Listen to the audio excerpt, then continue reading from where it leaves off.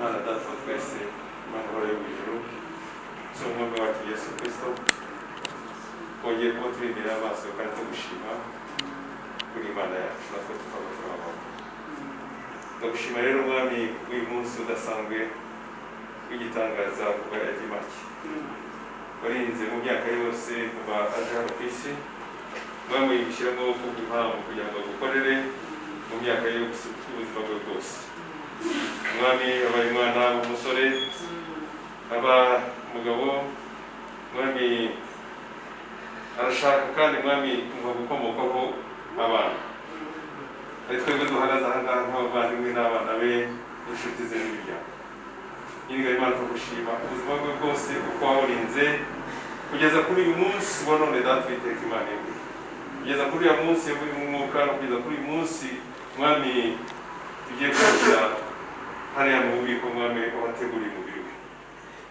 turagushima ku bwa byose mwami wamukoreye turagushima ku bw'ubuzima bwe turagushima ku bw'abana turagushima ku bw'umufasha we turagushima ku bw'imirimo wamukoresheje muri iyi si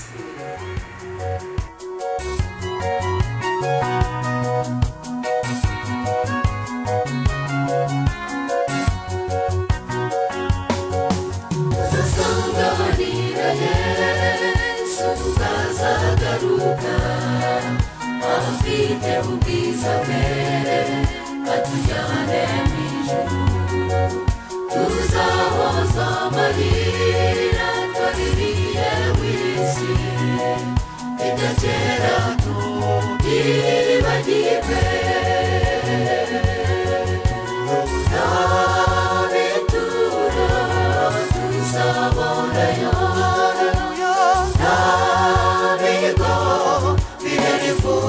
bibaya n'amazuru y'abarwayi abayo tuzahora dufite umunezero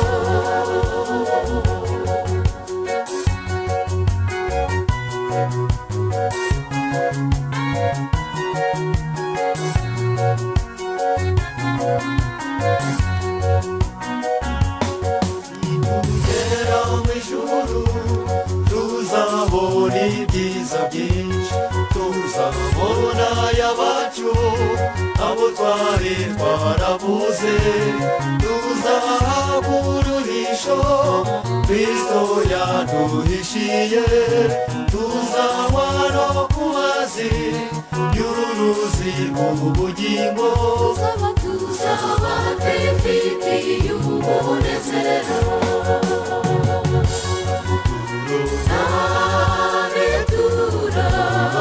tuzabonayo ntabwo birarifuza ibibaya n'amazuru y'abarwayi abayo tuzahora dufite umunezero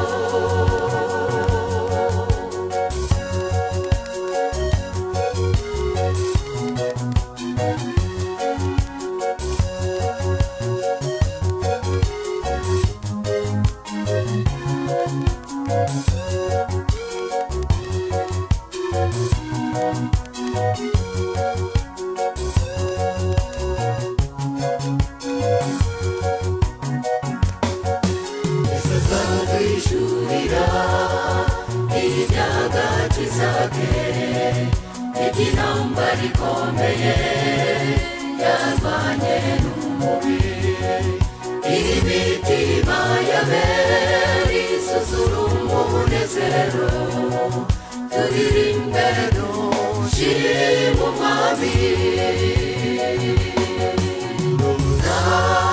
n'abitura tuzabonayo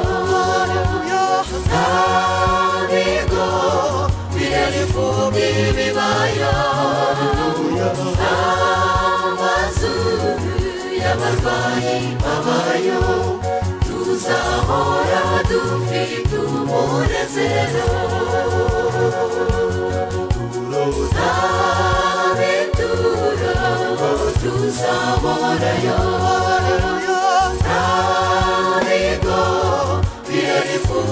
bibayo n'amazu y'abarwayi abayo tuzahora dufite umunezero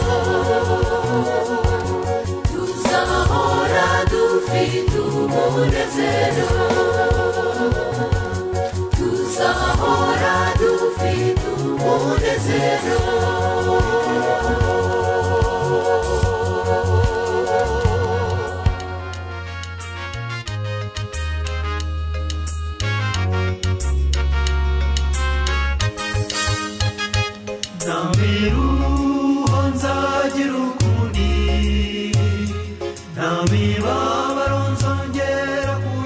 tugiye guha umwanya Pastor Seti kugira ngo adusengere atangira atubimurire uyu muhango. Mbere yuko twiga amagambo turabanza gusenga kugira ngo tuganirire hamwe amagambo akomeye cyane kutiringirwa k'ubuzima. Turangiza kureba kutiringirwa k'ubuzima, turaza no kureba noneho ibyiringiro byo kunesha urupfu. Hanyuma tuze kurebera hamwe nanone Kristo afite kudukiza icyaha n'urupfu kuba cyane. Mwemerere dusenge. Imana igira neza kandi ikiranuka, icishije bugufi cyane kandi na bene data bose turi hamwe hano twicishije bugufi imbere yawe, tubabajwe nuko iyi si yagushije ishyano. Igihe umwanzi Satani yamanukiye isi ashaka kurimbura icyaremwe cyose kibaho ku isi, ariko kubw'urukundo rwawe rwabyemeye warakoze nawe. Ndakwinginze muri uyu mwanya kugira ngo uhumurize uyu muryango, uhumurize umufasha we, uhumurize abana be, uhumurize inshuti, ariko by'umwihariko ubuhereze gukomera kugira ngo akomeze abantu. Uduhereze ibyiringiro rero muri aya magambo tugiye kuvuga. Turaretse umwuka wera ngo abe usobanura, asobanura imitima yacu kandi aduhe icyizere n'ibyiringiro. Tubisabye twizeye ko biduhaye mu izina rya Yesu Kristo umucunguzi wacu, amen. Ntabwo biba byoroshye kuvuga mu mwanya nk'uyu nguyu, ariko ndabizi ko ari ngombwa. Ndashaka kwivugira cyane ku kutiringirwa k'ubuzima cyangwa kutiringirwa k'ubugingo, ubuzima dufite turimo. Iyo nsomye muri Yobu igice cya 21, ni ahantu mwese mumenyereye, ariko nkaba nshaka yuko twongera kuhibukiranya. Iyo nsomye neza Yobu igice cya 21, nkasanga amagambo yo kutiringirwa k'ubuzima.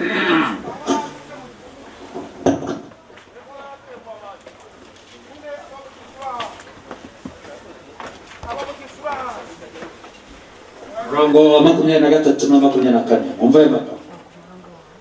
Aravuga ngo umwapfa agifite imbaraga zishitse. Ese mwibwira yuko gupfa wari umugambi w'Imana? Imana irimo umuntu mu mugambi wo gupfa. Ikintu cyo gupfa ntabwo cyari umugambi w'Imana nabwo. Uwo ni umugambi wazanywe na Satani. Satani yari ikiremwa cyaremwe mu buryo bukomeye. Twebwe muzi ko twaremwe mu mukungugu, ariko Bibiliya ibwira yuko Satani yaremwe mu mabuye akomeye y'agaciro gakomeye. Uko atarahawe gahunda nk'Imana kugira ngo areme, yinjire mu nama yo kurema, yagize ishyari. Nawe urumva ko ikibumbano kidashobora kujya kurema ngo gifatanye n'Imana kurema, kuko nawe yari ikiremwa. Iryo shyari rero ryamuteye gushaka kurimbura neza burundu icyo Imana yaremye cyiza. Urumva ko mu mugambi w'Imana rero ntabwo harimo icyo ijambo ryitwa gupfa. Niyo mpamvu rero ku murongo wa 23, umwapfa agifite imbaraga zishyitse, aguwe neza rwose kandi afite amahoro, ibicuba bye byuzuye amata. kandi umushokoro w'amagufa ye uyagirana wa 25. Unapfa afite intimba mu mutima atigeze kubona ibyiza, kandi bombi baryamana mu mukungugu nyuze kabatwikira. Je nawe turi hano, turi ku murongo, umurongo wa banki. Kubona umuntu ajya ku murongo wa banki, icyakora sinzi umunsi wawe ntuzi wanjye, n'ubundi umuntu yavuye mu rugo agomba gusenga Imana kugira ngo agende, kuko hari ugenda niyo yaragiye ntagere, ukagenda ugiye gutabara watangire iwawe. Twese turi ku murongo rero. Iki cyaha rero umuntu amaze gukora icyaha, urupfu rwaraturesheshanyije, turareshya. Ntabwo mvuga kureshya by'uburebure, iyo mvuga ngo icyaha cyaratureshejeje cyangwa se turareshya, ntabwo mvuga muri titles nangwa ibyubahiro dufite, by'inshingano dufite. Ntabwo mvuga kureshya ku bijyanye n'umutungo, ntabwo tureshya kubera responsibilities nangwa inshingano twahawe mu byo gukora dufashe igihugu nangwa turimo, ahubwo turareshya kuko buri muntu wese aravuka, nyina mutwita mu nda amezi 9, akamubyara, umwana agakambakamba, ibyo gukambakamba bikavaho, akagenda agashaka akubaka, igihe cyagera twese tukanyura muri inzira. Niyo mpamvu iyo iri jambo rivuga ngo atubwira ayo magambo akomeye, umwapfa agifite imbaraga zishyitse, kuko uru rupfu icyaha cyatureshejeje cyica n'umwana wavutse, cyica n'umukuru. Urumva umwapfa agifite imbaraga zishyitse, aguwe neza rwose kandi afite amahoro, ibicuba bye byuzuye amata, kandi umushokoro w'amagufa ye urayagirana. Unapfa afite intimba mu mutima atigeze kubona ibyiza, bombi baryama mu mukungugu inyo zikabatwikira. Icyo nshaka kuvuga ni ukutiringirwa bw'ubuzima turimo, bene data. Ariko hari ibindi byiringiro byiza cyane. Igihe twaririmbaga indirimbo twabuze gakondo muri isi, ariko dufite ibyiringiro nanone byo kuzabaho. Uyu munsi wa none iyo nsomye ibyiringiro, iyo nsomye muri yo bice cya 14:22 here ku murongo wa mbere, aravuga umuntu byawe n'umugore aramba igihe gito kandi cyuzuye umuriro agakenya. Ndashima Imana y'ijuru ko uyu musaza wacu agakenyutse. Bibiliya irambwira ngo umuntu naraba imyaka myinshi azaraba imyaka 70, ariko niyo uzaze imyaka 80 azaba ari imyaka y'umuriro, narenze 80 azaba ari imyaka y'umuriro. Uyu rero imyaka y'abakiranutsi yayigezemo, yararamye kuko yasize abana. Ndashima Imana y'ijuru ko imyaka yo kurama, kandi itegeko rya 5 rirambwira ngo uwe haso na nyoko kugira ngo uramire mu gihugu iteka Imana yagize. Iyi ni imyaka y'abubaha Imana, imyaka 70 hafi 80. Yubashe se na nyina ntigeze amusuzugura. Dushima Imana rero yuko yabaye mu bubashe ababyeyi, akaba yarubashe ise na nyina. Umugambi w'Imana yacu rero ibyo gupfa ntabwo byari birimo, ntabwo ari umugambi wayo. Ariko iyo ndebye neza hano kubijyanye n'ibyiringiro byo kunesha urupfu, Imana yongeye kuduhereza amahirwe ya kabiri. Iyo nsomye muri Yobu 19:25-26 aravuga ngo ariko jye ubwanjye nzi yuko umucunguzi wanjye ariho, kandi ko amaherezo azahagarara mu isi. Umugaragu w'Imana Yobu yari afite kwizera. Abakiranutsi bizera badashidikanya yuko uyu musaza wacu azongera akabaho, azongera Imana igahamagara mu ijuru, igahamagara akitaba.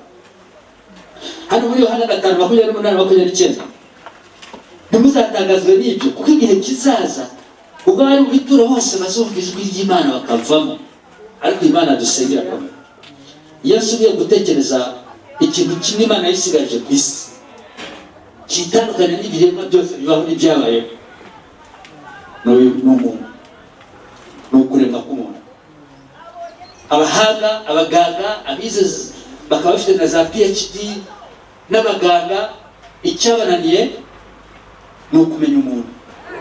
kuko iyo baza kumenya umuntu neza 100% ntabwo tuba dupfa, ariko turapfa kubera yuko Imana yishigaje icyo kintu cyonyine gusa cyuko udashobora kubikora. Kandi Imana icyo yari yarakoze kwari kugira ngo umuntu ye gupfa, uko yabwiye umuntu Adamu na Eva ati ntukajye kuri kiriya giti, nuriya no gupfa uzapfa.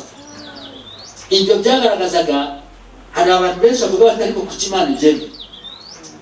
Ndabyibuka turi hariya Nyamata, nahayoboye imyaka 6 n'amezi 3, abana batanga ubuhamya ati Imana nzakubaza impamvu igihe nagusengaga nihisha agusaba kugira ngo data na mama be gupfa ariko barangiza bagapfa. Imana nzakubaza uriho uri kuki wabyemera. Urubanza rwose dushyira ku Mana ntabwo ruyire, ntabwo ariyo, kuko Imana yabwiye umuntu iti ntukajye kuri kiriya giti, kandi Imana ntibeshya. Nuriya no gupfa uzapfa, umuntu ahitamo gupfa. Ariko ndashima Imana yo mu ijuru ko nanone yongeye kuduha amahirwe.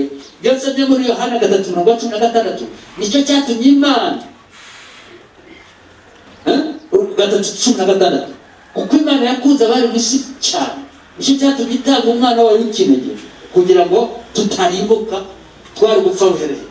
Ariko ndashima Imana yo mu ijuru ko yaduhaye andi mahirwe yuko uyu musaza wacu Epimaki tuzongera kumubona.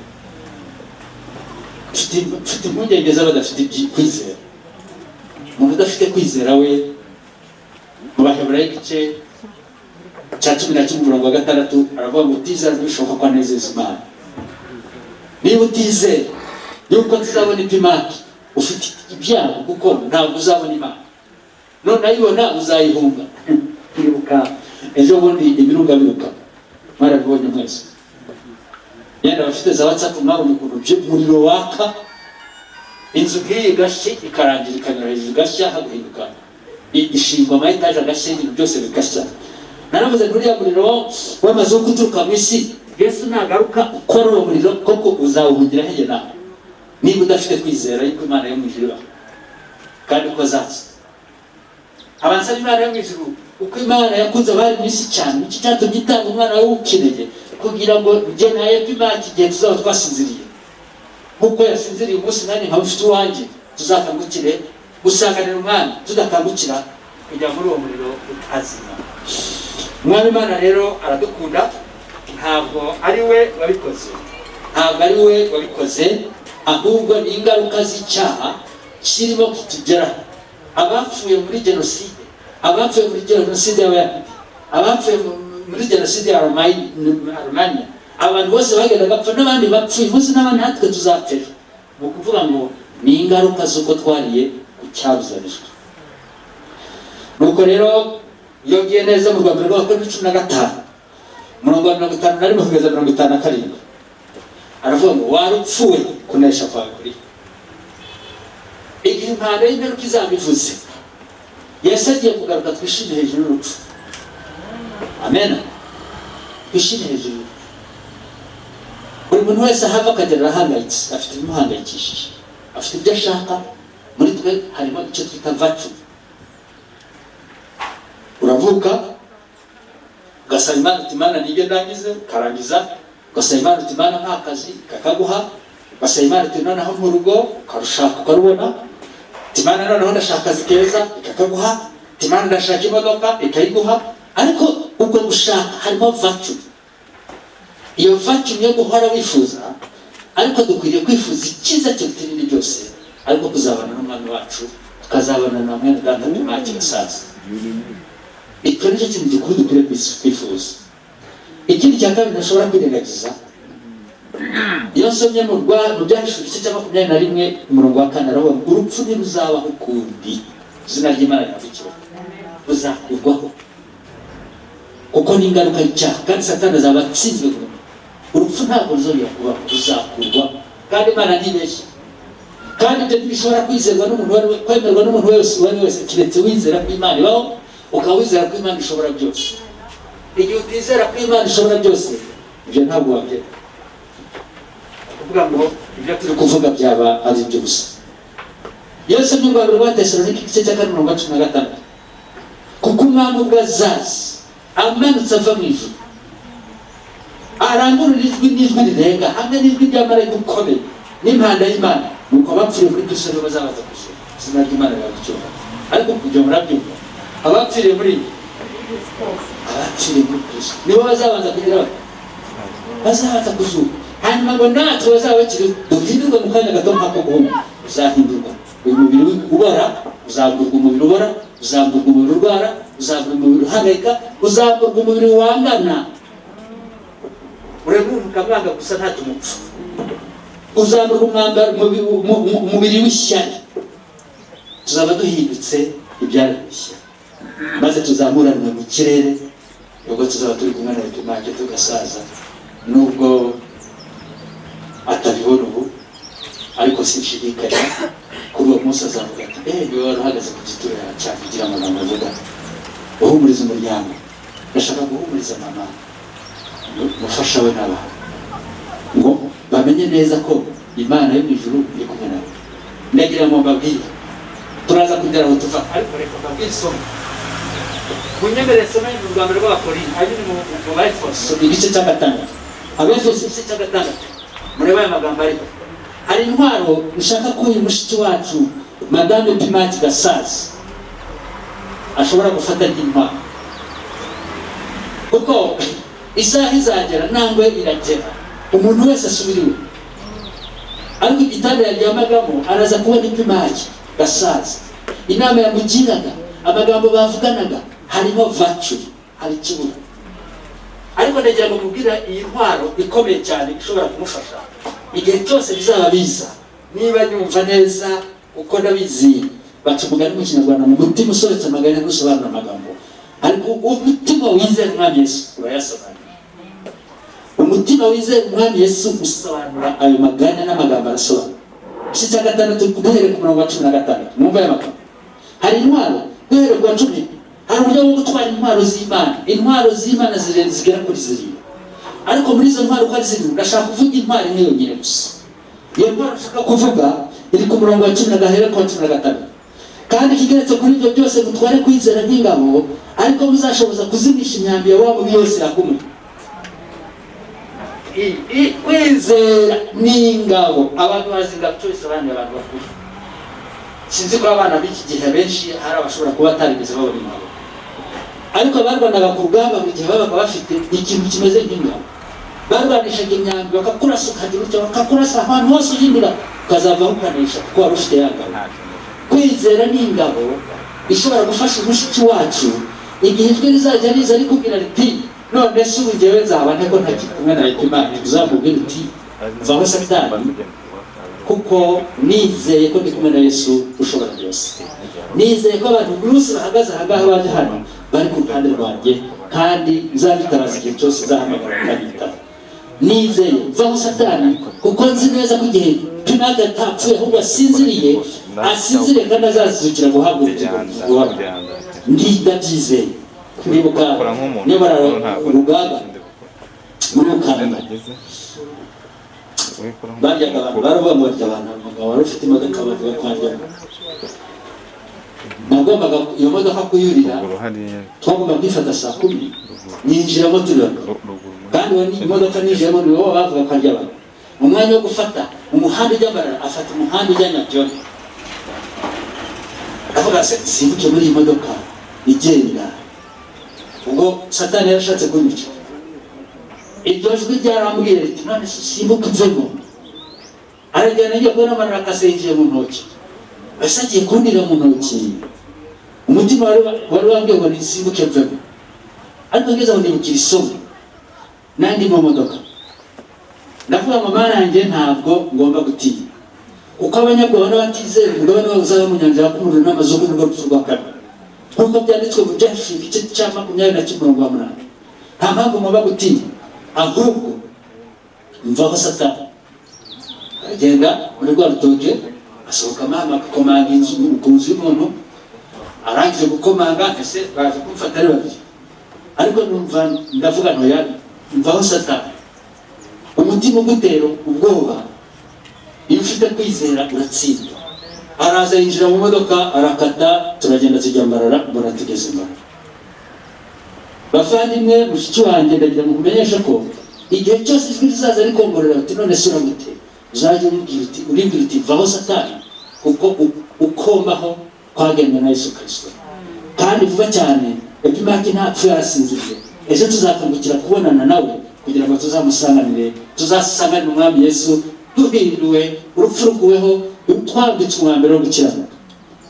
Uyu munsi none ikijambo ry'Imana ritubwira, abashaka kwivugira gato kwizera. Kwizera ntabwo ari ikintu cyoroshye, jamais, non. Kwizera ntabwo ari ikintu cyoroshye. Kwizera ni ukumenya udashidikanya yuko ibyo bizaba. Kwizera ni ukumenya udashidikanya yuko Yesu azatuvura kandi azadukiza. Kwizera ni ukumenya udashidikanya ko abapfuye bazazuka. Kubera ki? Kubera ko Imana ishobora byose. Kwizera ni ukumenya ko Imana iriho. N'ijwi riza rikubwira yuko Imana itariho, ukavuga uti ni irya Satani. Mvaho Satani kuko byose atari umwami Imana. Uko kwizera rero ni ijambo rikomeye. Hano mu Rwanda rwa Petero igice cya 2:21-23. Mumva aya magambo. Urwambere rwa Petero igice cya 21, bagira ngo urwambere rwa Petero nta gice cya 21 kibaho, urwambere rwa Petero igice cya 2:21. Mumva amagambo ahari.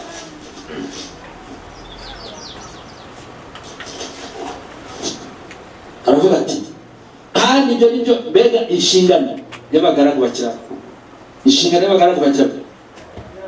Kandi ibyo nibyo mwahamagawe, kuko na Kristo yababarijwe abasi, akabasigira icyitegererezo kugira ngo mugere ikirenge mu cye. Nta cyakoze, nta cyaha yakoze, nta n'uburiganya bwabonetse mu kanwa ke, ariko yarababajwe. Yagize ati, kubabazwa rero n'ibyo umuntu wese wavutse kubera ingaruka z'icyaha. Kubera ingaruka z'icyaha tugomba kubabazwa. Ariko impamvu nababwiraga yuko kwizera ari ikintu gikomeye, ndagira mu mahanga atekerezo ushobora kuba narigeze namba hano ubundi, ko nagashyize no kuri ikintu kanara mu bibwirizwa nataka. Hariho umugabo aragendagera mu Kinyarwanda bayita imanga, cliff mu Cyongereza. Ni ahantu harehare, ariko ureba hasi kuzimu ukabona, wareba ukagira n'isereri kubera uburyo ari habi, kandi hasi hari ibibuye bishimitse. Umugabo yaraje ahagarara ku nkengero arebayo, akomeje kwitegereza ngo arebe neza ubutaka yari ahagazeho burarituka, ibyo bita impanga. Arasimbuka kuko hakurya hari igiti, afata ku ishami, akomeza gufata ku ishami. Ntiyashoboraga gusubira hakurya ko ntibyakundaga, ntiyashoboraga kuguma ku cyo kitafashe kuko yari gufata kugeza ryari. Umugabo none arahamagara, yemwe ntawe uri gusoza akantabara. Yagira ijwi na rimwe yumva, yemwe ntawe uri ku musozi n'umwe akantabara. Akomeza gutegereza ijwi ariko ntiyaribona. Hashize kera, amaboko amaze no kunanirwa, yumva ijwi rimubwira ngo ariko jyewe ndahari. Witwa nde? Ati jyewe ndi Yesu.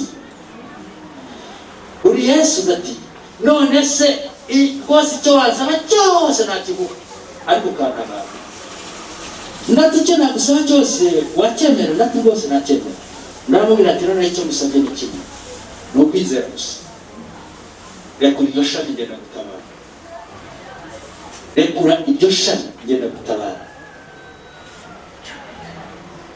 Umugabo araceceka, umutima waraceceka kanya gato. Arongera arahamagara, ntawe uri aho ngaho akamfasha. Ese murumva kwizera byoroshye? Kwizera biroroshye? Ntabwo kwizera byoroshye. Ushobora kuba uhuri mushiki wanjye Madame Ipimaki, ushobora kubufasha inshuti ishaka. Ibyo turi kuvuga ubu ngubu n'umubabaro n'agahinda ufashe, ariko Yesu. Rekura ibyo guhangayika, rekura kubabara. Ese niba ushobora kubona umwana wasinziriye akarira? Mwiriwe, ese muragira ngo ibyo kwizera si ubusazi? Ni nk'ubusazi. Kwizera ni nk'ubusazi. Niba ushobora kubona umwana wasinziriye akarira, Epimaki niba yizera mu mwami Yesu arasinziriye kandi abizi ko yamwizeye. N'igisambo cyo kumusaba igisambo cyo ku musaraba bari bakibambye kuko cyari igisambo, ariko ku munota wa nyuma cyahamagaye Imana yo mwijuru kandi iragisubiza. Avuga ati umunsi turaba turi kumwe muri paradizo. Kuki cyari gihinduye ibyerekezo kandi kimaze kwizera yuko umwami Yesu ariho. Uyu rero ntabwo ari igisambo, Pimaki si igisambo, yizeraga umwami Yesu. None mushiki wanjye iryo shamu ufashe rirekure wizere ko Pimaki asinziriye, rirekure wizere ko uri kumwe n'Imana yo mwijuru ishobora byose. Rirekure maze urebe Yesu Kristo icyo azagukorera. Umwami Yesu ari hafi kugaruka, sinshidikanya. Njye n'ijwi rimbwira yuko Yesu atariho, nzi neza ko ari irya Satani. Ndabizi neza ko ari irya Satani. Umwami Imana wakunda mwese kandi akaba wifuriza ibyiza. Icyo dukwiriye gukora ni ukumwiringira by'umwihariko. Ndagira ngo mbamenyeshe yuko urupfu ruzanirwa no kunesha. Reka mwongere mbabwire iki kintu kandi murakizi. Burya Imana yari ifite ibanga rikomeye. Niyo mpamvu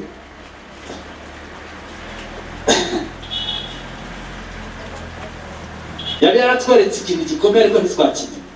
Mwari muzi yuko ikintu kugira ngo kibeho kibanza gupfa. Uzafata ishaka genda urishyira hano mu butaka bwiza, igomba gupfa. Ariko muri kwa gupfa kwayo uzasaruramo amasaka menshi, uzasaruramo ibyiza byinshi. Tugomba gupfa, ibintu bigomba gupfa kugira ngo tuzabone kuzuka. Arasinziriye kandi ubwo asinziriye akazakamukira guhabwa ubugingo buhoraho. Niba wizera ibyo, umwami Imana akaba kuhamagarira kubyizera, ni ingenzi. Ni byiza rero ko tubanza gupfa, kandi iyo bavuze gupfa, icya mbere tubanza gupfa ni ugupfa ku cyaha. Tugomba kubanza gupfa ku cyaha, ariko hari ikintu kimwe kitubuza gupfa ku cyaha. Mureke dusome Abakolosayi 3, zo kunsinyara gato yasangira. Uze isaha Abakolosayi 3, duhereye ku murongo wa mbere no kabiri. Abakolosayi nagira ngo mwumve aya magambo igice cya 3. Ibyo kugira ukubaho gutunganye n'urukundo rwa kivandimwe. Nkuko nababwiye yuko ishaka ribanza gupfa, ariko ishaka ryarunzwe ryo ntirimera kandi ntiryera.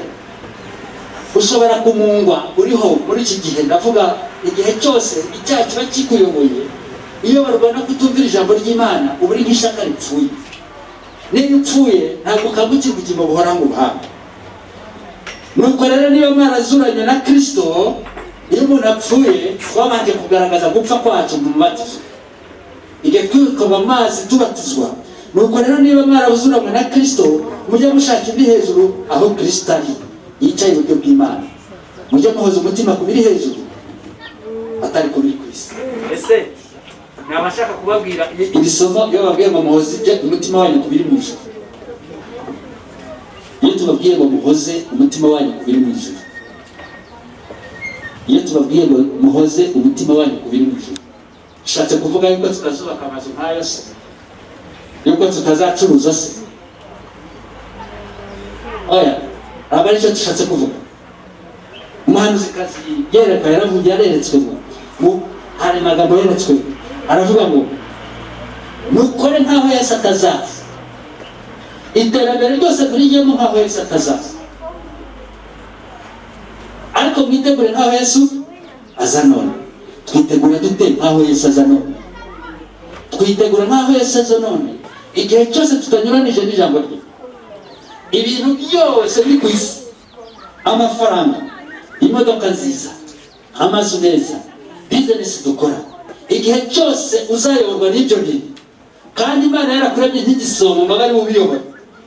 Igihe cyose bizagukoresha, wowe ntubikoreshe, uzaba umutima wawe waramaze kujya mu by'isi. Uzaba uyobowe n'isi kandi uzapfira mu isi, ntabwo uzayivamo. Ariko igihe cyose ibyo bintu ufite ubifite ariko ari wowe ubikoresha, igihe uzumva ijwi rikubwira ngo genda wicurire umuntu kubera ko afite amafaranga menshi aba yawe, ni ukuvuga ngo ibyo bintu bizaba bikuyobora kandi ibyo uzaba ari iby'isi.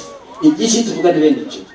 Ariko igihe byose ibyo uzaba ufite bizaba ari ibyo gufasha abanyarwanda, bizaba ari ibyo gufasha umuryango wawe, bizaba ari iby'iterambere kugira ngo nawe ubwawe bigufashe, ariko byubahishamo Imana.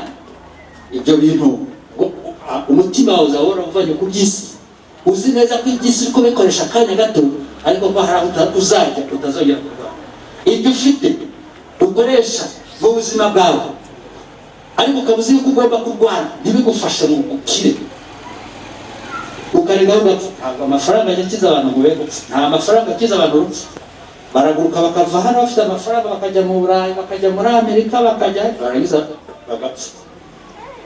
Ariko uzaba uzi neza yuko uyu mubiri uzahinduka, ukazabaho noneho ubifite byose, ariko utarwara, udapfa. Aha niho nifuriza mushiki wacu Madame Epimake, abana be n'abanyumva mwese. Umwami Imana abarere neza kandi abagire neza. Hano hari amagambo akomeye ari mu Rwanda rw'Abakorinto 15, ariko hano mu Rwanda rwa Petero, Kristo yarababa icyambere twabonye nuko twahamagawe. Buri muntu wese yarahamagawe muri iri somo, kandi Kristo yarababajwe. Tugomba kubabazwa, ariko twababazwa ntitwivovotera Imana, ahubwo tukamenya ko ari amakosa yacu, utumvira Imana kwacu. Yaduhaye rero icyitegererezo, nta cyaha yakoze, ariko twari mu Rwanda rw'Abakorinto 15:3 kugeza kwa 4. Pawulo yemeza Abakorinto iby'umuzuko, hari abatarabyemera. Hanyuma turebye Rwanda rw'Abakorinto 15:4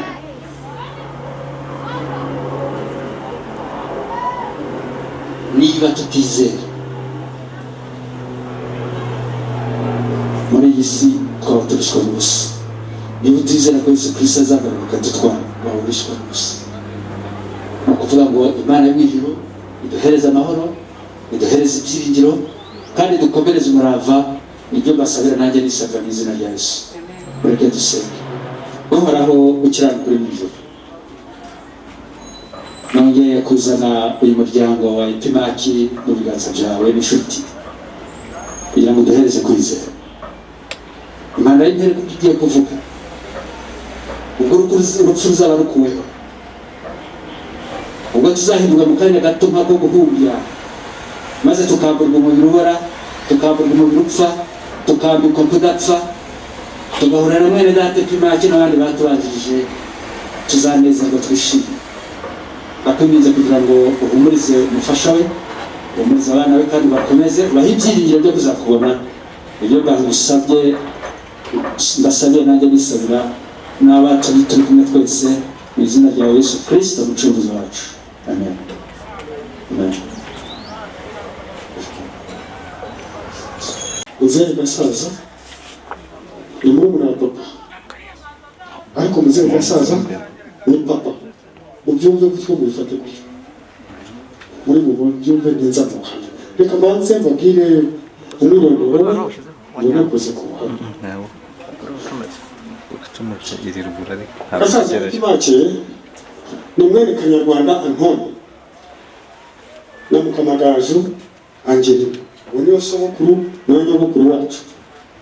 Abana batoya bo bose nijye nzagenda mbabwira amazina barafate. Turi bene Kanyarwanda Antoni na Mukamagaju Angelina.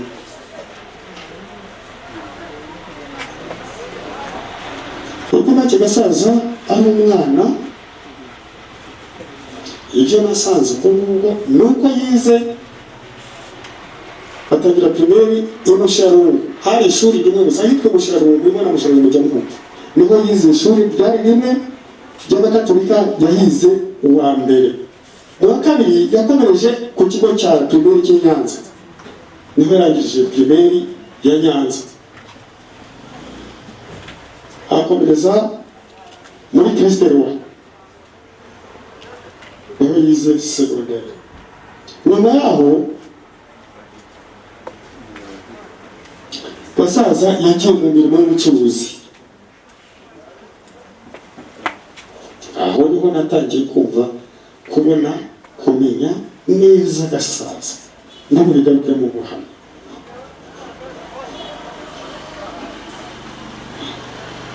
Nyuma yaho ari mu bucuruzi, yagiye yagiye bamuhamagara umurimo w'ubucamanza kuko hari habonetse umwanya mu rukiko rw'Ikarambi ahitwa muri komine Masamba. Aragenda akorayo imyaka mike kubera impamvu z'amateka y'igihugu cyacu. Icyo gihe cyari bimeze nabi kubera uwo yari we batangira kumurwanya kimwe n'abandi bose mu gihugu no gushyirwa ku malisiti byagiye bisimbirizamo, ariko bamwe murabizi cyuma kigasaza byabaye ngombwa kugira ngo ahave, ndetse cyari bimeze nabi kuko yabonaga ko ashobora no gupfa kandi byari byoroshye cyane. Barabajyana bakajyana mu Ruhengeri, bagendaga byagaruka Pimake ahita yambuka. Ariko nyuma yaho haza kugaruka aje gutwara umugore n'abana babiri witwa Cetro mwabonye hano na bebe yari yarasize ari abana batoye, kugira ngo ntabwo byashobotse ntabwo yashatse kugenda. Ariko Pimake asigara asezeye umugore, araza aramubwira ati witonze mwana wanjye nkurikirira abana. Pimake rero ubwo yakomeje mu bucuruzi, abenshi ejo batanze ubuhamya nguwo Pimake, ngarukira ibindi biraza mu buhamya ngiye kubabwira. Pimake gasaza nguwo ariwe aherekeza uyu munsi ubuhamya rero, kuko mumbabarire ndamutse mvuze gasaza n'uwabwira ibi yabona icyama mu byumve ndabuhina pe kubw'igihe dufite, kuko ikintu yanyubatse mu ni nka rubo, sinzi niba mwabona rubo y'insinga uko ayirambura ikajya hose ni ibirometero n'ibirometero. Ubu mpagaze aho ngaho ariwe yangiza atya, yangiza umugabo mu mutwe, ntabwo ari uko bigaragara. Ubu niyo mpamvu ubuhamya ndi bubuhine, kuko hari ubuhamya ninaciye n'ibice bitatu. Icya mbere ni uko n'ibijyanye n'imibanire, bamwe ejo barabivuze babanira, jyewe ngezeho mbabwiye noneho uko yabanaga n'abantu mutarabumenya byafata igihe kirekire. Hari abavuga n'amazina pe, burya hari n'abacecetse hano nabonye batavuga, ariko ntabwo ari kuvuga ko yapfuye, kuko ni inshingano yanansigiye. Mfite inshingano yansigiye yo guhamya ibyo yakoze, kandi mfite n'inshingano yo kubikurikiza nkanabishyira no mu tuvido, kandi yarabiduha, byari nabidutangiye kandi yabidushyize. Pimake rero mu buhamya bwanjye ugenda mvunagura, tukiri iwacu ubwo akorera i Kigali nari mfite imyaka 7. Urumva imyaka 7 ndibuka ko nari ntangiye wa mbere iwacu ahitwa Nyakabuye. Aratangira kunyitaho cyane. Nari mfite data na mama bafeze ejo bundi muri jenoside, ariko yanyitayeho sinigeze mbana nabo, ahubwo nabaje gasaza. Mfite imyaka 7 niba wanguriraga umwenda, niyo wazaga akamenya ko mfite isuku, akambaza aho ngeze, anyitaho kandi akanyita umwana we. Nabanaga na mama we ariwe n'ukuru wanjye Angelina, nta n'umwana ujya kuraza nyirakuru. Noneho yaza yararaho tukaryama, niho twaranaga ku buriri bwe igihe yabaga yaje iwacu. Ndibuka kenshi yajyaga yaza yateguye nk'umusore wagiye gusura bene wabo, yaza nimugoroba aje kuryama, akaza akambwira witonze, reka wariye ninariye, wahaze ninahaze, oya byumva twongere dusakire. Pimake agashaka kumenya ko nariye, kandi agaburira nari kumwongera agaburira na mama, ariko ntabyemere, byuka twongere dusakire. Akabyuka nkaza tugasakira, sinari icyo ashaka, ariko hari uko yambonaga cyangwa se yari afite muri burayi yo kugira kunyubaka. Noneho maze kugira imyaka 13 nari ndangije primaire wa 6 naho twagarukiraga.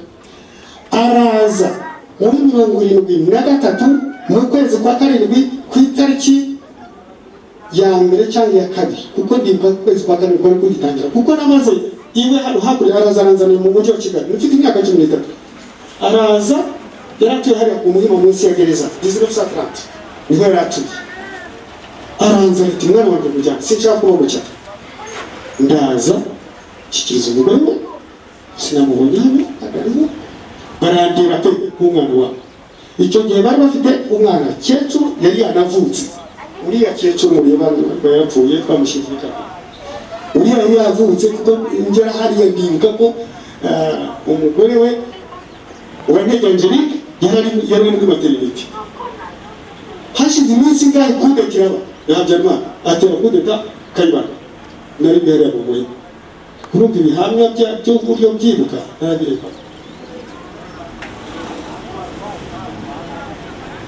rero gasaza Andreacho yari afite umugambi wo kunsabira ishuri kubera kudeta yabaye umudirekiteri wari wamwemereye umwanya biba birasohotse ubwo atangira kunyuza mu bucuruzi nacuruza itabi hariya Nyabugogo baramuye umuhigo wose ndaruzi buri ncuruza itabi mu Gakinjiro kakira Gakinjiro hatarango ikera mnavyo anigisha mu bucuruzi ndabwiga ndabumenya igihe kigeze yumva baramuhamagara atangira gukora formation hariya ibyo kwitegura kujya kuba umucamanza nibwo yagiye ibasanga jewe kuko namaze kumenya kubaho sigara mu gihe Kigali namaze imyaka 5 ariko ubwo ajya kugenda Uganda nibwo yaje aransanga antekereza ibye atuko jewe ndagiye Uganda mwana wanjye uzamenye bashiki bawe uriya bebe mwabonye byamunaniye kuvuga bebe mwamubonye amutwaye kumuri mugoro ntabwo iyo duhagararanye hayavuga kuko nige namureze na Kecuru noneho abana bitaho kuko bari bataragera iwacu Nyanza mbaka umukecuru n'umusaza bari bakiri kumwe ndetse na ba nyirarume na nyina abana mbajyana iwacu nigera mujyanye Nyanza kugira ngo mbere Nyanza kuko muzere yambya gasaza rero yambya ngo uzajyana abana iwacu bamenye babo kandi ubite sinzi icyo yashakaga nari ntarumva icyo nyubakamo nari ntarumva impamvu imutera ibyo kuko ngira amahirwe rwose nishimira ko ibyo yantegetse narabikoze bebe arabihamya na Kecuru atarapfa yarabihamya narabikoze ariko sinarinzi ibyo nkora sinarinzi impamvu yabinshingaga sinarinzi uko ambona narabikoze kuko n'ubundi bebe buriya nyita papa we naho abirenga naravuga ati dore papa ati ni byiza cyane kuko ahubwo yarakoze umwongereye amanota ko ndabyibuka rero banyita papa wabo kuko nabareze rero mwumva aho nahereye ndi bubereke gasaza icyo yubakagamo kandi ari nacyo mwakomeze kugarukaho noneho muri 89 Kecuru yaramaze kugira imyaka 16 biyo ngombwa ko ngomba kujya gute kujya kumwakirira ngamuntu njya muri komine Murama muri ndeba mu gitabo cya registre de population no kuyifafishi tsagaho abana baranditse ariko nari njyamwe kwakirira ngamuntu yuri wari mujije imyaka yo kwakirira ngamuntu rero aho ngaho ngezeyo sanga handitseho abana bane kuri fishe buriya David yayavuze byo abari bahari mu bumvise ko yavuze buriya nzakubwira hari byo nzakubwira sanga handitseho abana bane Mukagasana ndabyibagiwe mushiki wa David yababwiraga ndetse na Karasira ariko Karasira na mushiki we none hagakurikiraho bariya babiri aha abana ariko tumaze bwangu muri nete kubana akanyuka babiri ababo bandi bavuye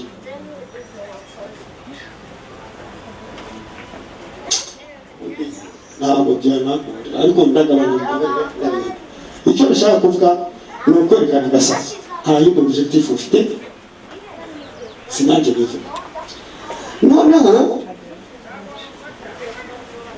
ndagenda njya Uganda.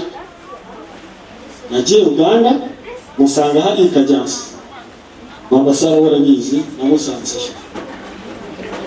Noneho maze kugerayo mu bintu namubajije Gasaza, namubajije ko mwari abana babiri muha amakuru y'abana, ariko noneho ko nabonye bane abandi bari uriya David aravuga ngo ntabwo yamenye, ariko David namumenye ataramenya, andangira abana aho bari ati nusubira i Rwanda uzagenda ubarebe, andangira hari inyama. Icyo nshaka kuvuga kuri Gasaza ndi bukibereke. Noneho ubwo ndaza mfite gahunda yo kugira ngo nzajye kureba David na mushiki we. Ntabwo rero byakunze kuko kuba u Rwanda byahise bitangira muri ko kwezi kwa cumi. Ntibyakunda no gusubira Uganda birarangiye. Ubwo hasigaye imbyina izo kwirwanaho, umuntu wari uvuye muri Uganda murabizi yari haduye mubi cyane, yashobora kureba nawe agapfa. Noneho icyo nashaka no kubereka, ngeze aho ngaho Gasaza ingingo rinateguye kubabwiraho nuko akunda abana be. Babyeyi mu mwerewe kuri jyewe Gasaza arinze atabaruka agikunda abana be kandi atubibamo n'urukundo.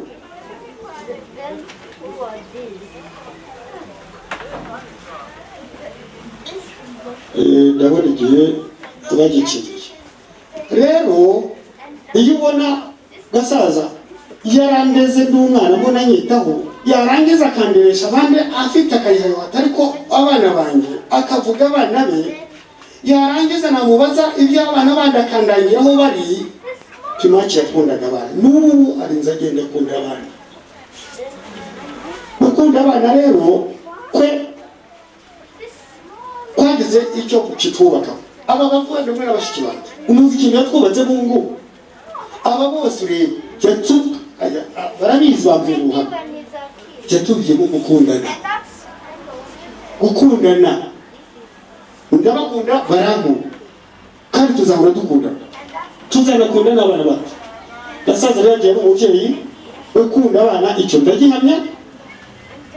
Kandi noneho hari reka mbabwire nubwo ntaza no kongera ntacyo byabibwira kuko icyo nzavuga nzabikira mu bindi biganiro. Hari aba bana ba Bosco bakaga mujya mu mwanya, hari ubwo bamubaza yarangiza ati mugende mubaze witonze, mugende mubaze witonze, akibaza ko mugende mubaze ibyo bamubaze ibintu bidafite, ariko mugende mubaze witonze nigerera bavuga. Urumva aba bana turasigaranye, tuzatera ikirenge mu cya Gasaza cyo gukunda abantu nk'uko benshi babihamije. Tuzatera ikirenge cyo gukunda abana bacu n'abavandimwe nk'uko yabitwigishije, kandi tuzatera ikirenge mu cye kuko akunda abaturanyi bose. Hari byinshi nakagombye kumuvuga kuko ntabwo nabona aho biramburira mu mbabarire binira aho ngaho. Murakoze cyane. arakoze witonze. Mu mwanya aho turi buze gukarabira, turi buze kongera kumuha umwanya, ndabona yari agifite ubuhamya yashakaga kutugezaho, ariko ku by'umwanya reka abasubikiye aha ngaha turi buze gusubukura mu masaha yo gukaraba. Nagira ngo nsabe Pastor Emmanuel nawe yigire hino atugezeho ubuhamya.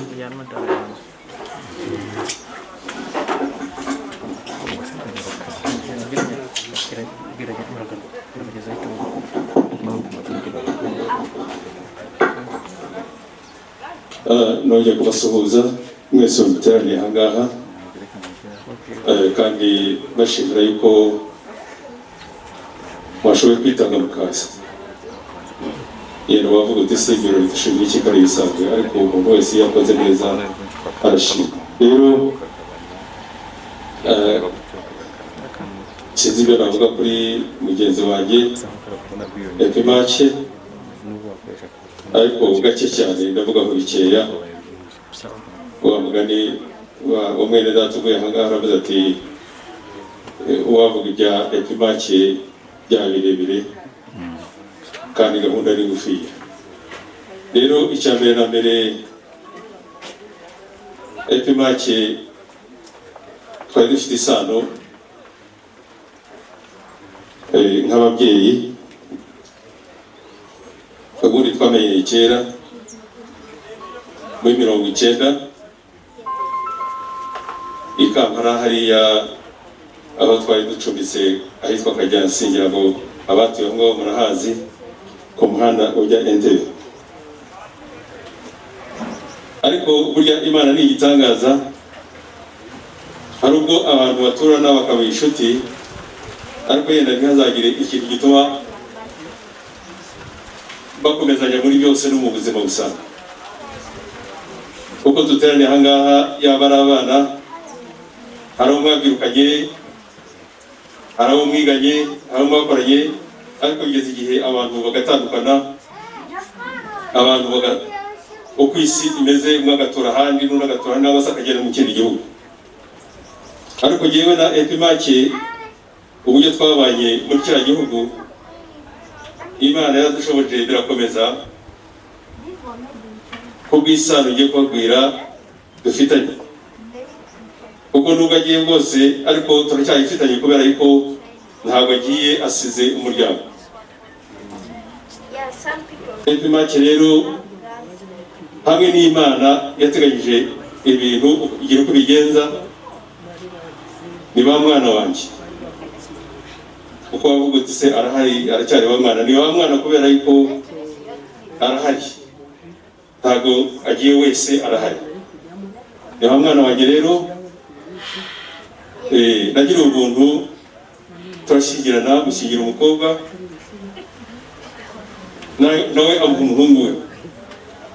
Ni ukuvuga ngo umuhungu we n'umwana wanjye n'umukobwa wanjye n'umwana we, kubera yuko ngira ngo nawe hariya mu buhamya yarabivuze yuko Epimache ntabwo yarise bukwe, ahubwo yari papa we. Rero iryo sano dufitanye n'uyu muryango ntabwo asa na Epimache. Ibirenze kuri ibyo ngibyo rero, hamwe n'uko mbabwiye yuko twamenye muri 90 muri kiriya gihugu cy'abaturanyi, nk'abanyarwanda nk'uko mubizi amateka yacu, twaje guhuza urugwiro turaganira. Twese twakoraga umurimo w'ubucuruzi icyo gihe, ariko njyewe nakundaga gusohoka nkajyaho hanze mu bihugu bindi, ariko iyo nagendaga nawe ubwaga ntigiye ku gisafari aturagiye. Rero ahantu twacaga ahantu haruhije, muzi icyo gihe ko cyari kimeze mu mayira bitameze neza, ndetse byabaga na ngombwa kugira ngo duce no ku mazi mu nyanja. Abazi kiriya gihugu reke yitwa Victoria niyo twacagaho, kandi mbere twagendaga mu mato yani ya moteri dupakiyeho n'imizigo yacu. Tugiye kujya muri ya mazi, ati reka senga Imana, ati sinzi Imana yonyine izajyane nawe. Twagera twagaruka, numvaga umuntu wa mbere turi bubona uretse madamu w'iwanjye, ariko umuntu wa mbere turi buganire ari Epimache. Kwa kundi umuntu ushyika mu rugo yenda ukitunganya n'iki byose, numvaga ufite ishyushya ryo kugira ngo nze kubonana nawe tuganire, mubwire urugendo rwanjye ko nagenze. Ngira ngo abazi Kajyansi twakoraga guhurira ahantu twataramiraga, umudamu witwaga Robina niho twakoraga kwicara. Muzi icyo gihe rero yuko n'urugamba rwacu rwari rurimo aha ngaha, ubwo tugasubira mu rugamba nk'aho natwe twari turimo turi kuri front. Kabwira ati rero uzaho byageze, ati byageze aha ngaha, bigaragaza yuko nawe umutima wabaga uri muri iki gihugu. Twese nk'uko twifuzaga yuko twabona igihugu cyacu, tukaganira tugasangira. Iyo wasangiraga nawe n'abase mwicaranaga muganira, wumvaga muhuje urugwiro. Yari umuntu uzi kuganira kandi akaganira neza. Ikindi Epimache navuga nk'uko ababajije babivuze, yari umusaza ugira urukundo kandi akagira ishyaka. Ndibuka niba madamu arahari, hari n'umwana wacu ubu ni umusore, ariko icyo gihe nabaga ntahari, witwa Charles, abandi bamuzeho Charles ngo ni Karori.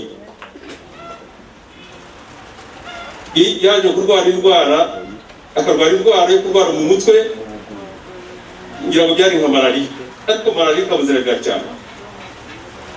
Ariko ndabyibuka Epimake yabaga bugufi ya madamu w'iwanjye, akamubaza ati umwana yaramutse ate, tumujyane hehe? Bakoraga kumujyana Kisubi, ariko yabaga hafi cyane. Hari nubwo yashaka, hari aho yagiye kumujyana Kampala hariya, ngira ngo kuri Gingerodi hari Dr. wari uhari. Rero urumva umuntu nk'uwo, inshuti nyanshuti ni ya yindi usiga ahantu igasigara ikumenyera iby'iwawe, ntigutenguhe, ikakurwanisha. Nubwo nabaga ngiye kuko twamaragaho iminsi, ariko nabaga azi yuko Epimake hari ikirube cyose keretse icyo atari bushoboye. Ibyo bigaragaza rero mu buryo bw'umuntu w'ishyaka, w'umurava kandi ukunda bene wabo. Ngira ngo nicyo gituma n'Imana yabibonye iravuga iti aba bantu reka bazagumane, ndetse noneho mbahuze abo umuryango umwe. Rero bana b'Imana, reka kuko ibihe birimo biragenda, ariko icyo navuga kuri Epimake, ariko ikindi kintu navuga ni uko Epimake hari ahantu amaze kuza hano mu Rwanda yatuye ntihamunogera. Ngiye kumusura ahubwo ariko ndashaka kwibuka aha hantu, agahora afite icyo cyifuzo, nibwira ko n'abana be babiganiraga kenshi. Ariko amaze kwimuka, amaze kuza aha ngaha, amaze kubaka hano urugo, ndahoraga aza kumusura tukaganira, aravuga ati urabizi ubwo nageze aha ngaha, ubu natashye, nageze aho njya, ubu niyo nkimenye ko ntashye mu Rwanda, mu rwacu, kuko aha ngaha ndahishimiye. Icyo nshaka kuvuga ni iki? Nubwo avuye mu mubiri akaba atashye agiye aho icyo yasabaga Imana kugira ngo agire aho azasazira yifuza, ariko asaziye. Kuko nawe no kubwira ikintu cyo kuba ati ubwo ngeze aha ngaha kwisha amanene, niyo abakunda kugana nawe akapfa akagiraga, iyo yagiraga ahantu avugaga ati kwisha amanene, ati ndi ubu ngubu ndi mu gihe cy'inyongezo, ati aturabizi, ati ubundi Imana ntabwo yaturwaniriye ibintu twaciyemo, ubu ngubu rwose ntabwo turi mu nyongezo, atari kugewe ati nzagutanga, ati ko n'ubundi nakuruta. Ikindi yabwiye umukobwa wacu amaze kuvuka w'umwuzukuru, aravuga ati umwana yavutse yitwa Hadasa, aravuga ati rero ndamuguhaye n'uwawe namugushingiye, ese uramwikuraho kandi twese ko tumusangiye, atuya tugende mu rugendo rimwe aragenda, atari ko Hadasa nawe usigiye n'uwawe. Rero mwuka byaro reka ndekera aho ngaho, nabizi ndaca mu bintu byinshi cyane, ariko ikibazo cyo iminsi amaze aha ngaha, amaze kureka biriya bintu by'ubucuruzi yacuruzaga, akagira umwanya wo gutuza, akaba aha ngaha mu rugo rwiwe, ndabizi yariteguye, kuko niyo waganiraga navuga ati gende mu gihe cy'inyongezo, ati kandi ubwo nageze aha ngaha, ati kwisha amanene, ati wa mugabo washatse yaza akajyana. Murakoze cyane, kandi Imana imuhe iruhuko ridashira aho yamuteguriye, kuko niyo ibizi, nitegura buri muntu wese. Amahoro y'Imana abane namwe. Yesu ashimwe. Arakoze Pastor Emmanuel. Nagira ngo nsabe Jude nawe yigire hino.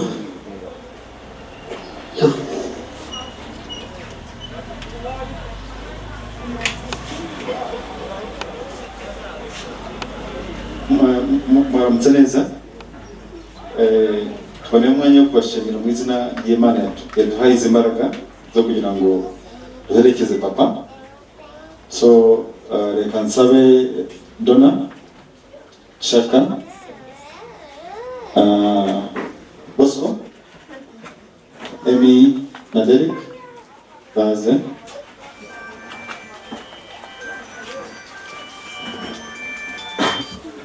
Allô?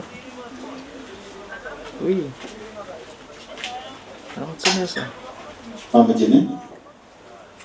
Agiye gushyingura.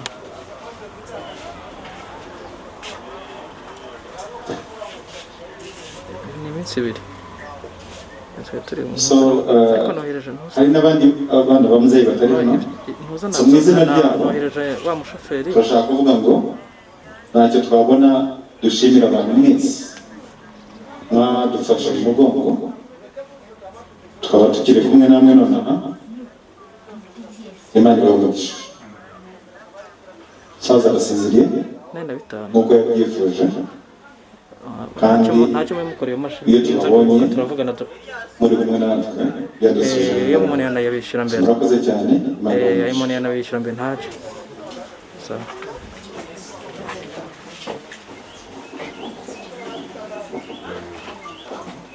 arakoze Jude.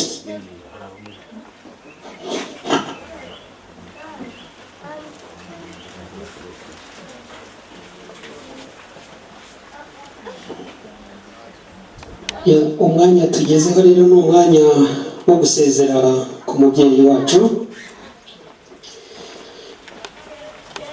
nk'uko Karenda nabivuze. Niba hari abantu bakiri hanze nagira ngo abe ari bo duheraho ku muryango badufashe hajye hinjira abantu batarenze 10 baze basezere nibarangiza basubire mu modoka zabo. Abo hanze niba barangije turakurikizaho abari mu ihema haruguru hanyuma tuze gusoza n'abari aha ngaha. Ikindi nagira ngo sabe abantu bashobora kuba bari bateguye indabyo zo kuza gushyira ku irimbi ariko batari ku mubare w'abantu 20 bari buze kumanuka, babaye bazifite hafi yabo igihe cyo kuza gusezera bajya bazizana bakazishyira hano iruhande rw'umubiri w'umubyeyi wacu. Nizere ko byumvikanye neza. Bashobora kuza.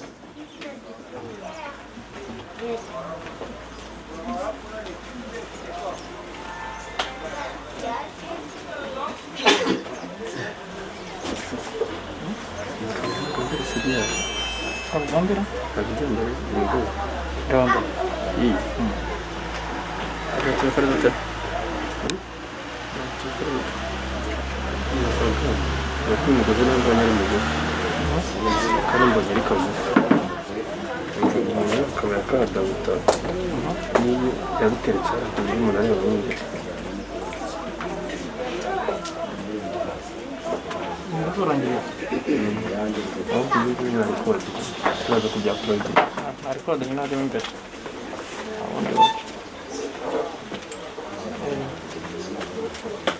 Segera kau kami sini.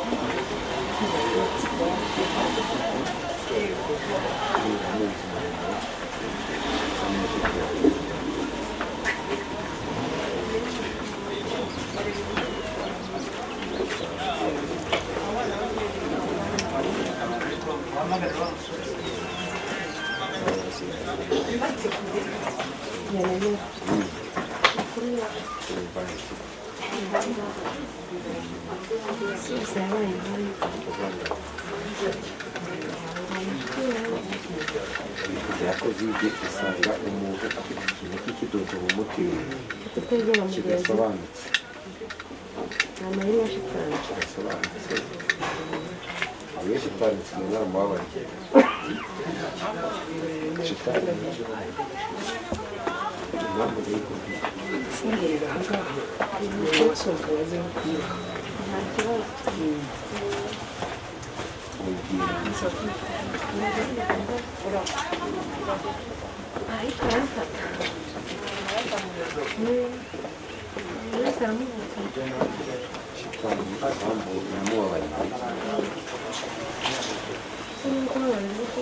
agakora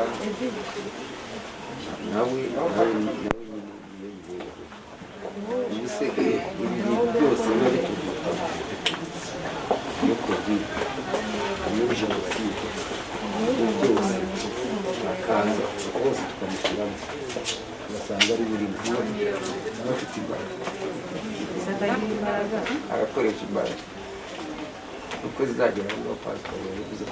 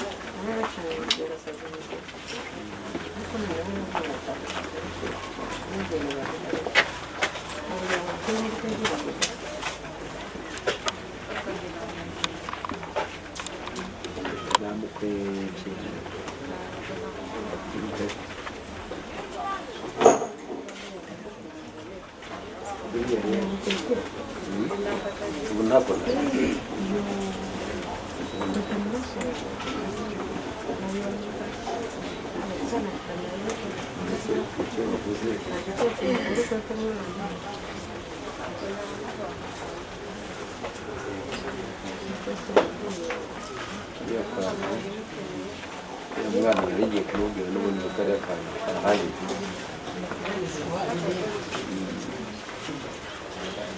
kugira ngo kataza gutega abantu yewe gusa asa no kutamenya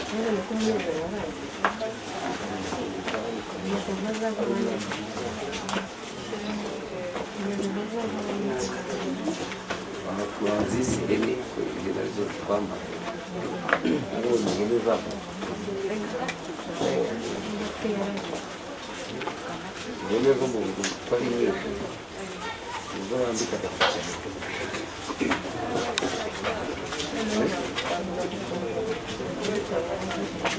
kugira ngo nibujya kurisha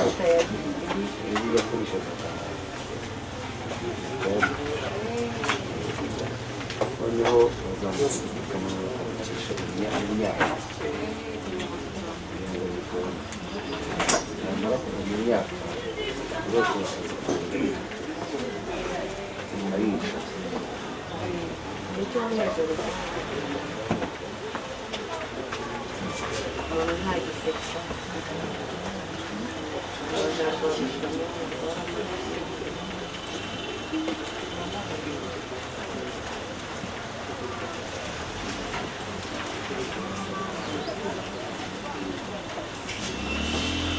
Yogi gukora ibishyikiriza hariya n'ubu gufata amatafari bashyiramo hano ibika iteka ryose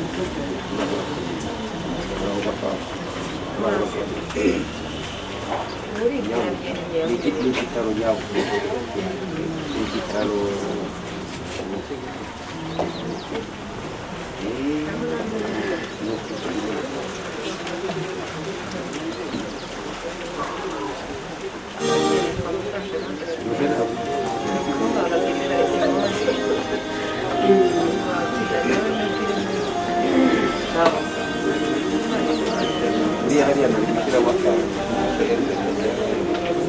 abantu bose baziraga rimwe yarimo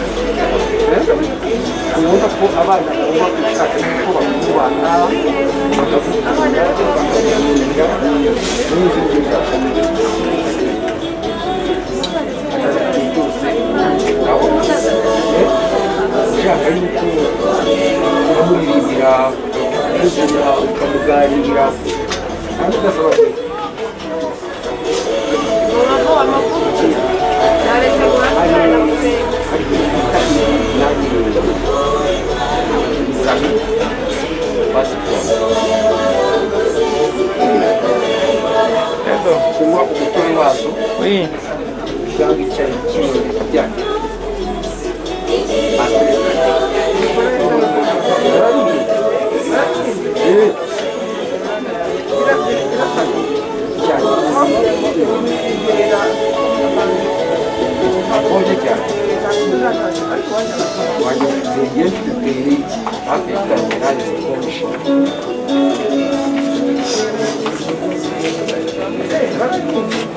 hano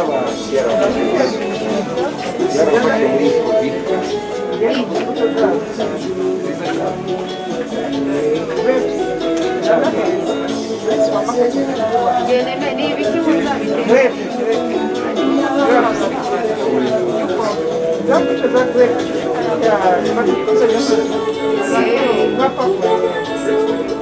ahubwo ibi ngibi bigira inzoga zirindwi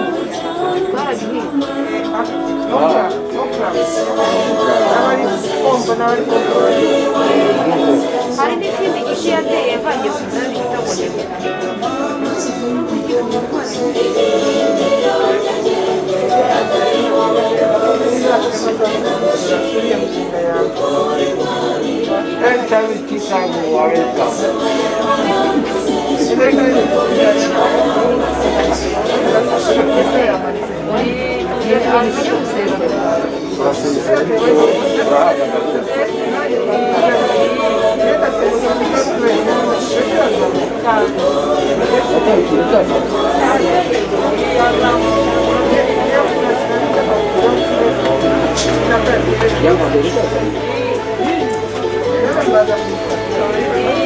abandi bakiri hano hanze hafi abari inyuma namwe muze musezere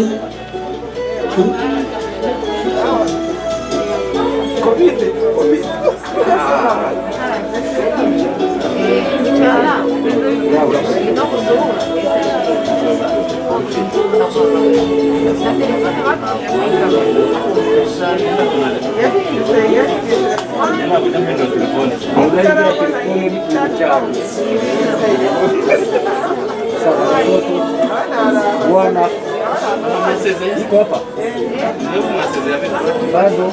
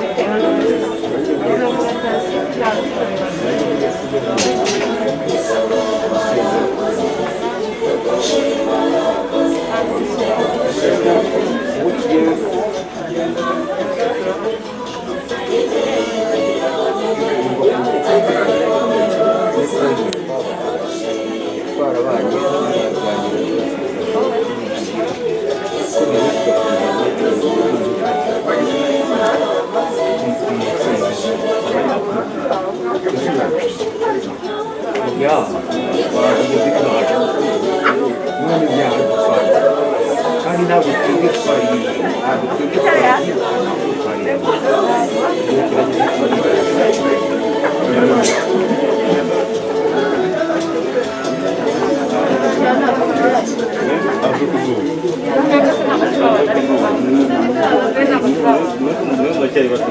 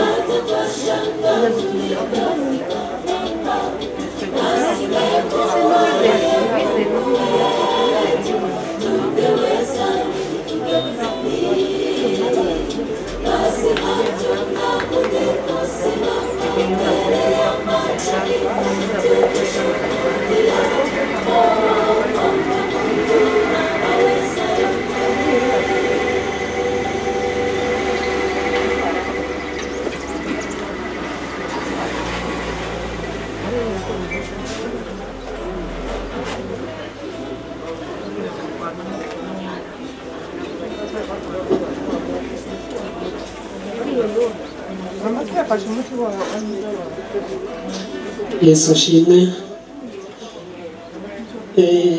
Mbere y'uko dusoza iki cyiciro nagira ngo nk'uko mubizi amabwiriza ajyanye n'ibi bihe uzi ko kwirinda hemerewe kujya abantu 20. Nagira ngo rero basomere urutonde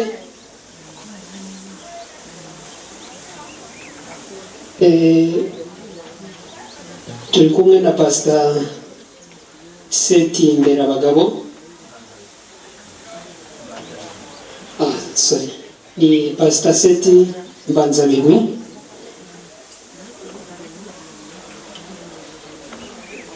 turi kumwe n'itimu ya kamera na video n'abantu 3, turi kumwe na Pastor Emmanuel Rwaka Jude, Doreen Kiraba, Donata Gihana, Joseph Chaka Immaculata, Bosco Ruhinda, Rachel Musisi, Derek Bahingana, Emi Bahinda, Mama Mugeni, Uwitonze, Mama Sara na Mucunzi. uwo niwo mubare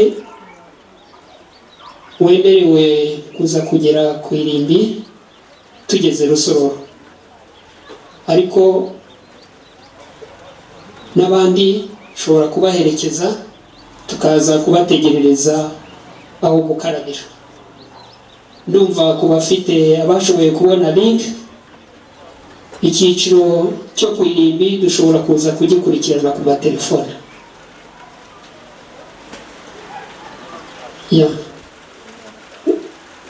Murakoze rero, ubwo twari dusigaje icyiciro cy'abari hano mu nzu. Reka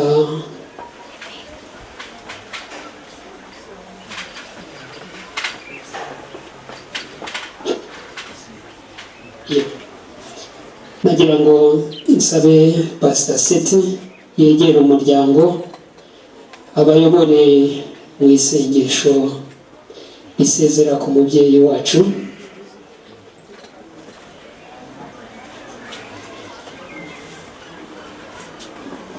Reka twubahire Imana aho turi duhagaze dusenge. Imana igira neza, turagushima mu gihe turwaye, turagushima mu gihe dushonje, turagushima mu gihe tubuze abacu kuko nta ruhare wabigizemo. Umanzi yabigizemo uruhare, ashika umukurambere wacu arya ku giti cyabujanijwe. Izi ni ingaruka zituruka ku kutumvira kwa mwene muntu. Niyo mpamvu tugushima kuko utabigizemo uruhare. Ntabwo wigeze ukora icyaha, wemeye kuva mu cyubahiro cyawe uri mu ijuru, uramanuka urabambwa, witwa n'ikiremwa wiremeye, kugira ngo twereke neza ko ufite ububasha bw'ikuzimu n'urupfu. Warakoze Mana kuko wadushubije amahirwe ya kabiri, kugira ngo nitukwizera tuzongere kubonana n'umugaragu wawe Epimake n'umuryango we n'abatubanjirije twese tuzakubone twishimye. Nongeye kongera kukwinginga kugira ngo ukomeze umufasha we n'abana, kandi bahereze ibyiringiro bishikana, bakore nk'aho utazaza ariko bitegure nk'aho uza none, kugira ngo ibyo bakora byose babe bazi neza ko tuzabisiga, kuko tubifite nk'intizo tukabisiga kandi twarabikoze, ariko aho heza ntabwo tuzongera kubisiga. Tugiye kugenda rero, uturinde gusitara mu mubiri no mu mwuka. Ndakwinginze Mana igira neza kandi ikiranuka, kugira ngo abadayimoni bo mu buryo bwose bahezwe, maze Yesu Kristo aganze.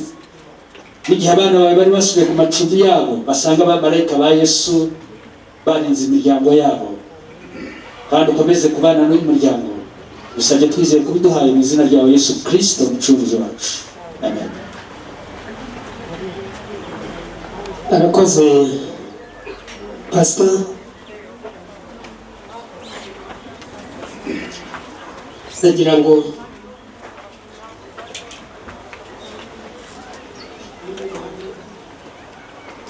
bari mu nzu gusezera, yumva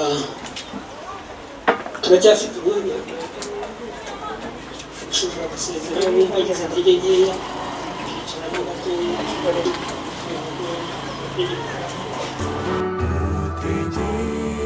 Dutegereje umunsi urupfu ruzakurwaho, amakuba azashira nta gupfa, abera bazutse tuzamukire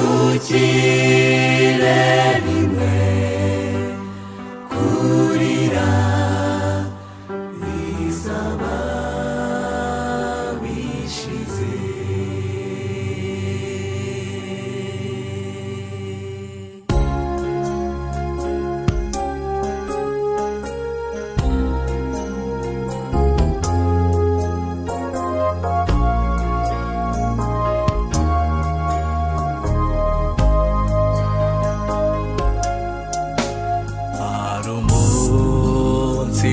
tuzabona abo twakundaga basinziriye mu